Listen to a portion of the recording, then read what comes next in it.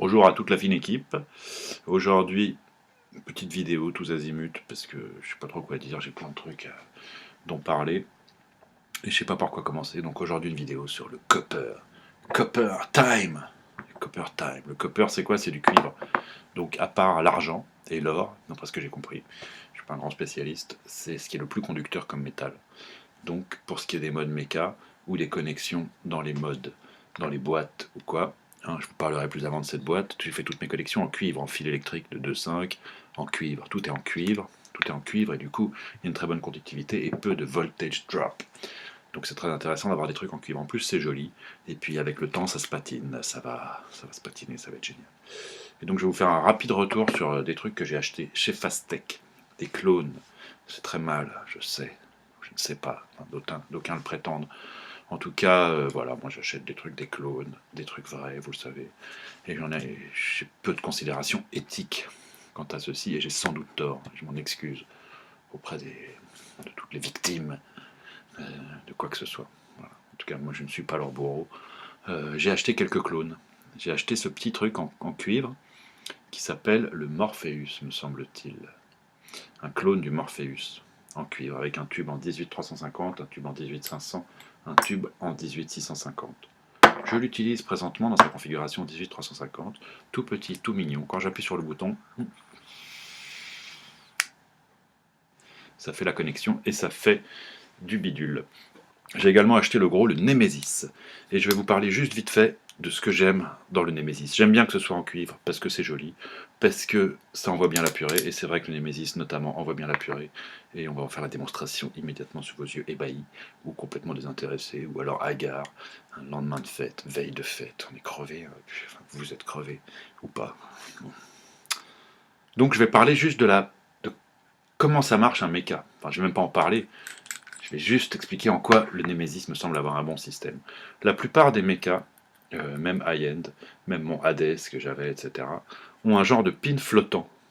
C'est-à-dire que là, quand j'appuie au cul, je rentre ce pin, tac, la connexion 510, si j'appuie très fort, hop, là il est comme ça, et quand je viens visser mon atto, eh ben, ça vient faire ressortir le truc au cul là, paf, et donc la connexion est bien faite, c'est flottant. Et ensuite, il faut régler ici, avec une petite molette, la bonne distance pour que ça fasse bien contact avec la batterie.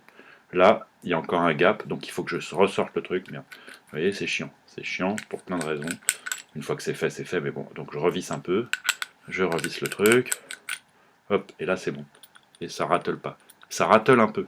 Alors du coup, je suis obligé de ressortir pour le remettre un petit peu comme ça. En plus, c'est des vis toutes lâches. Il se trouve que c'est des clones, donc c'est moyen. Et là, hop, ça fait bien connexion.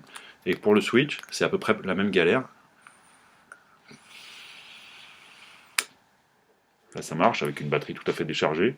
Le switch, dans la configuration de tous les modes mecha que j'ai eu jusque-là, c'est-à-dire le Carabella, le Panzer, le Hades, que je me suis fait braquer, mais je vous raconterai ça dans un prochain épisode, euh, ils sont vissés comme ça. Enfin, vous les connaissez, la plupart des gens. Le switch est là. Il y a une petite vis là qui permet d'en régler la course. Vous voyez, pour qu'il y ait une plus grande course, une moins grande course, que ça fasse bien contact avec le négatif de la Q. Mais au fur et à mesure qu'on les utilise, déjà, bon, c'est des clones, hein, ça reste avec des pas de vis un petit peu hasardeux, surtout le cuivre étant très tendre. Là, ça fait connexion. Au fur et à mesure que je vais l'utiliser, ça va se mettre à se dévisser, comme ça. Ça va être merdique, parce que, et puis là, il n'y a plus, puis tac, mon ressort, c'est merdique. J'aime pas trop. Et là, ça fait auto-fire en plus. Donc on est mal barré. Donc ces switches et ces modes, merde, ces méthodes de connexion positive me branchent moyennement. J'ai acheté le Nemesis. Le Nemesis, je vous le montre. Je vais vous le montrer même. J'ai acheté également en cuivre un clone de Tob Ati en 30 mm, donc il va parfaitement sur le Nemesis. La différence avec le Nemesis, c'est que le Nemesis, voici son top cap. Je dévisse, il y a juste une petite vis là. Je viens visser dessus mon atto, en l'occurrence le Tobati clone, et je viens faire contact, comme ça, paf, là je serre bien, j'ai le contact sur le négatif. Ensuite, je viens visser Hein, c'est un 26-650 avec une grosse batterie dedans. C'est très bien. Je viens visser mon top cap sur le corps du mode. Sur le corps du mode, je le mets bien flush comme ça, tac, il est bien flush. Et ensuite, je viens juste visser mon switch, comme ça, en force. Et là, plus de rattle, ça vient, vous voyez, si je dévisse le switch, la batterie rattle. Rattle, je sais pas comment on prononce ça. Donc je viens visser ici mon switch, et là, j'ai une bague qui est ici qui permet de le locker. Hein, là, il est locké, pas de rattle. Et quand je fais ça, ça le déloque. Il y a des petits trous d'aération qui sont là. Et quand je fais ça, ça switch. Et là, en l'occurrence, le switch n'est pas génial. C'est-à-dire qu'il faut vraiment appuyer au milieu pour que ça fasse feu. Par contre, ça envoie la purée. C'est joli, c'est gros, c'est en copper. Je suis très content d'avoir ça. Je voulais parler vite fait de ce système de switch qui me paraît beaucoup plus ingénieux que le système habituel de tous ces autres switches. Panzer, c'était pareil. C'est un switch qui à l'intérieur a une petite bague qu'on dévisse et qu'on revisse. En l'occurrence, celui-là, il se dévissait pas trop, alors que c'est un clone aussi. Mon Hades, qui est un vrai, se dévisse tout le temps. On est souvent en train de le resserrer. Et c'est un peu galère. Alors qu'avec le Nemesis, aucun problème. Aucun problème. Je suis comme bouche en loin de fait. Ça marche hyper bien. Et pour le locker, il suffit de dévisser cette vis. Et là, je peux le poser. Il n'y a aucun problème. Ça partira jamais. Donc j'aime bien ce système. J'aime bien le Nemesis. Il a une bonne gueule. C'est un clone. C'est pas super bien fait. Le switch est un peu dur. Et là, j'appuie, ça marche pas. Il faut vraiment être pile au milieu. Et comme c'est un gros mode, c'est pas très pratique. Mais en même temps, je suis assez content. Ça marche quand même assez bien. Et personnellement, je m'en sers pas beaucoup. Vous voyez, si je veux changer d'atto, eh ben, je défais tout ça. Je vire mon atto. Enfin, j'essaye. Parce que là, je l'ai vissé bien fort. Voilà. Je vire mon atto à la route. Et je mets un atto de Genesis, par exemple. Là, un AGA T2. Je le visse à fond. Je viens faire contact ici. En l'occurrence, la tige est moins grande. Donc là, vous allez voir que quand je le rentre, quand je le visse, le Nemesis a également des arrivées d'air ici pour les attos qui ont une arrivée d'air par le bas, ce qui n'est pas mon cas. Et là, hop, bah du coup, comme j'ai rentré la vis, il y a beaucoup plus de place. Qu'est-ce qu'il me suffit de faire? Je visse le switch comme ça, jusqu'au moment où ça bloque tout. Et là, ça marche. Et quand j'appuie, non seulement le contact se fait à chaque fois, mais ça se dévissera jamais. Il n'y a aucune raison que ça se dévisse. Et puis si ça se dévissait, là, bah, il suffit de revisser. Enfin, je veux dire, c'est pas une galère comme d'enlever le switch, de remettre un petit coup, enfin bref, vous m'avez compris, ou pas. Voilà. Je profite de cette revue parce que je ne vais pas en faire des millions, enfin si, je vais en faire des millions, sûrement. Mais pour vous faire une petite revue de liquide en même temps.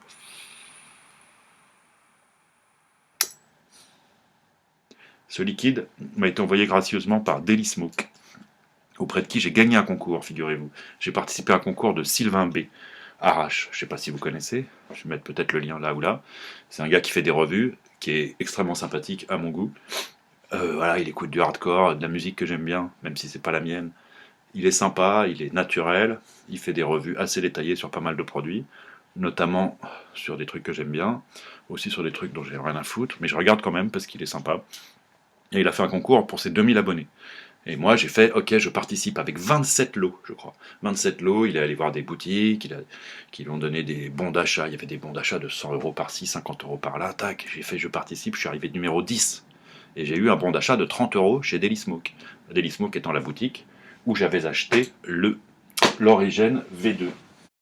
Donc une boutique que déjà j'aimais bien, où j'avais déjà un compte.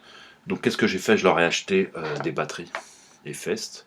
Je leur ai acheté un petit voltmètre que je testerai devant vos yeux parce qu'il ne descend pas à 0,01 ohm comme promis. Il s'arrête avant, mais j'aimerais bien savoir exactement à quel endroit il s'arrête.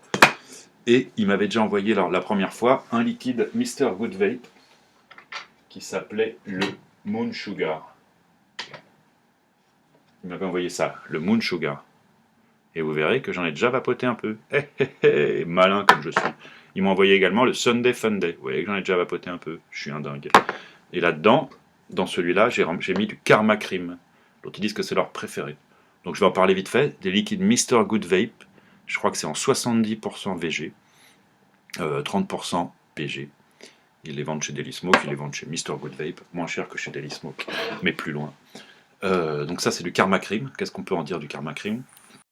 Que c'est de la pêche. Pour moi c'est de la pêche à peu près pure. Ils prétendent, qu'est-ce qu'ils disent sur le site? Que c'est une pêche à la crème. Moi je le trouve pas très crémeux.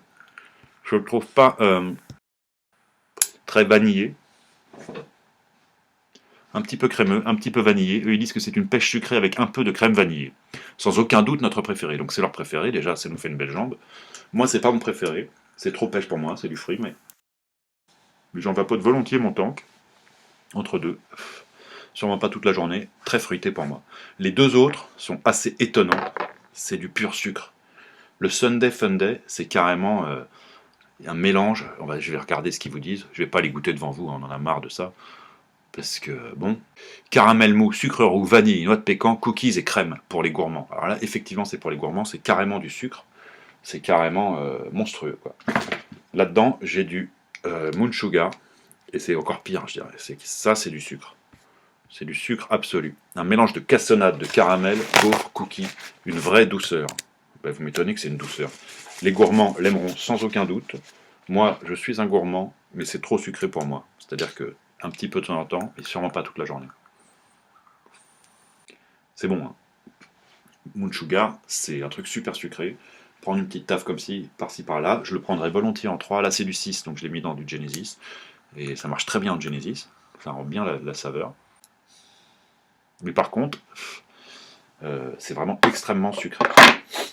Pour continuer, je vais vous parler vite fait, faire un genre de quick look sur le Tobati, qui va parfaitement sur le Nemesis clone, puisque c'est du full copper et que c'est en 30 mm.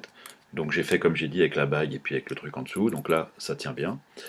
C'est un dripper qui est énorme, donc c'est assez sympa, parce qu'il y a beaucoup de place déjà pour travailler. Bon évidemment, là j'ai même pas pris mon beau truc. Alors attends, est-ce que c'est mieux comme ça? Je me rends pas compte. Est-ce qu'on voit quoi que ce soit? Un peu, ouais. Il y a un gros deck comme ça, avec des gros postes, des trous pas énormes, mais on peut faire du quad coil, du double coil. Donc on peut pas faire de single coil, puisqu'il n'y a que 3 trous d'un côté et 3 trous de l'autre, et que quand on peut régler le flux d'air juste en faisant comme ça, et en obstruant un trou, 2 trous, ou 3 trous, évidemment là il n'y a plus d'air du tout, donc ça sert à rien. Donc on ouvre les 3 trous, on les met devant le coil, comme ça. On peut ouvrir juste là, et comme ça remplir allègrement de jus. On peut prendre n'importe quel genre de jus. Là, en ce moment, je suis sur du Boosted. Je vous en parlerai plus avant, qui m'a été envoyé gracieusement par Megavap. Je ne peux pas non plus faire une vidéo sur l'ensemble des sujets du monde entier. Je veux dire, je peux prendre un peu de la misère du monde, mais pas tout. Donc là, je vais foutre un peu de Boosted. Et puis, quand j'appuie sur le bouton, évidemment, ça marche très bien. C'est très aérien, mais pas trop. Voir si vous voulez faire du super power vaping, il faudrait en repercer plus, je trouve. Ça manque d'aérianité. Mais il y a un très bon rendu. Et si je mets à planquer quelques trous, alors je sais jamais dans quel sens c'est, voilà, comme ça, hop, si je mets qu'un trou,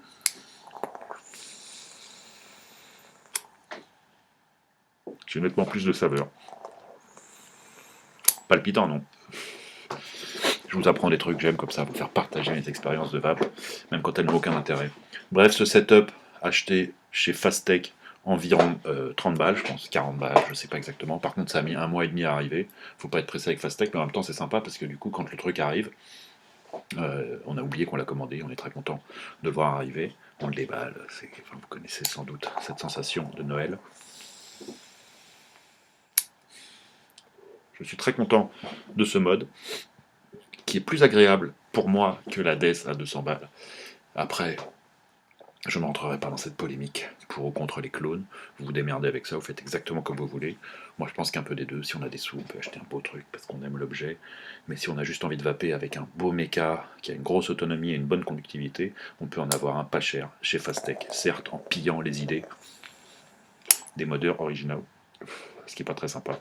Mais en même temps, si nous les vendaient pas à 250 balles, peut-être qu'on leur rachèterait plus facilement. Vous voyez, je dis que je ne veux pas rentrer dans la polémique, mais je polémique moi-même. Moi, ça ne me pose aucun problème éthique, ni dans un sens, ni dans l'autre.